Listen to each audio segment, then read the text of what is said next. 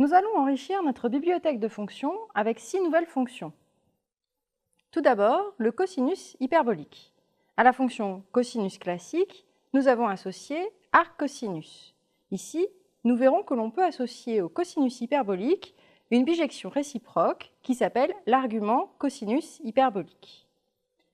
Nous ferons le même travail pour le sinus hyperbolique et la tangente hyperbolique. On terminera par une liste de formules à retenir.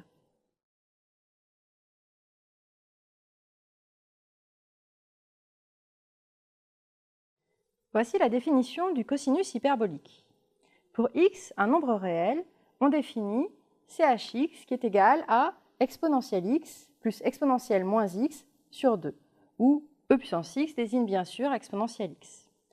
Notez l'analogie avec la formule d'Euler pour le cosinus classique, cosinus x qui est égal à exponentielle ix plus exponentielle moins ix, le tout sur 2. On considère l'application qui a x associe chx. Cela définit une fonction de R dans R. Pour avoir une fonction bijective, il faut restreindre les intervalles de départ et d'arrivée. Ainsi, la restriction de ch à l'intervalle 0 plus l'infini, à valeur dans 1 plus l'infini, est une bijection. La bijection réciproque est une nouvelle fonction qui s'appelle l'argument cosinus hyperbolique et que l'on note argch. C'est une fonction qui va de 1 plus l'infini dans 0 plus l'infini. Voici tout d'abord le graphe de la fonction cosinus hyperbolique sur R tout entier. Grâce à la définition, on vérifie que ch de moins x est égal à chx. Ainsi, ch est une fonction paire. Vous voyez que le minimum est atteint en x égale 0 avec la valeur 1, et lorsque x tend vers plus l'infini, chx tend vers plus l'infini. Si maintenant on restreint l'intervalle de départ aux seuls x positifs, alors nous avons une bijection.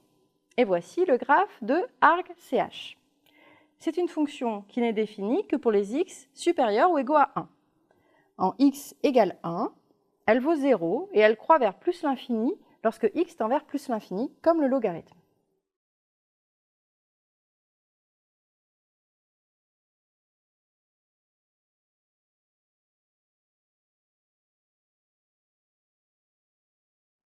Ces fonctions apparaissent naturellement dans la résolution de problèmes simples, en particulier issus de la physique. Par exemple, lorsqu'un fil est suspendu entre deux poteaux, alors la courbe dessinée est une chaînette, dont l'équation fait intervenir le cosinus hyperbolique et un paramètre petit a qui dépend de la longueur du fil et de l'écartement des poteaux. L'équation de la courbe est donnée par y égale a fois ch de x sur a.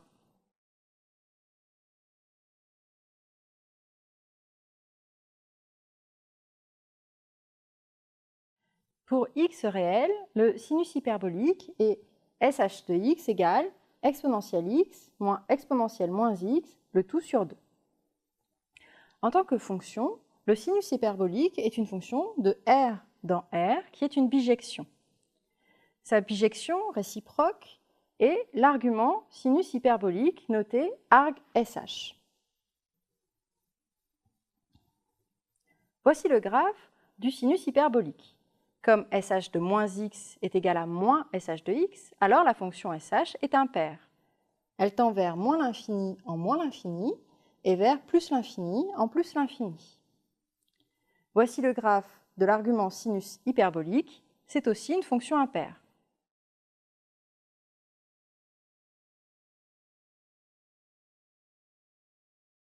Voici dans un même repère les graphes des fonctions ch et sh. La fonction ch est une fonction paire, son graphe en rouge est symétrique par rapport à l'axe des y. La fonction sh est impaire, son graphe est symétrique par rapport à l'origine. shx est toujours inférieur à chx, mais lorsque x tend vers plus l'infini, les deux fonctions se comportent toutes les deux comme exponentielles x sur 2. Voici les graphes des bijections réciproques.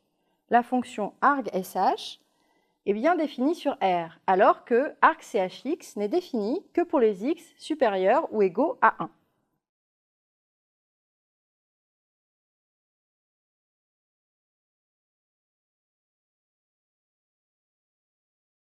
Voici une proposition qui regroupe quelques résultats. Je vous encourage à faire les démonstrations par vous-même. Tout d'abord, la formule ch carré x moins sh carré x égale 1, qu'il faut bien sûr mettre en parallèle avec cos carré plus sin carré est égal à 1.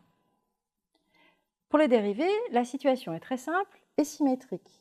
La dérivée de ch est sh, la dérivée de sh est ch.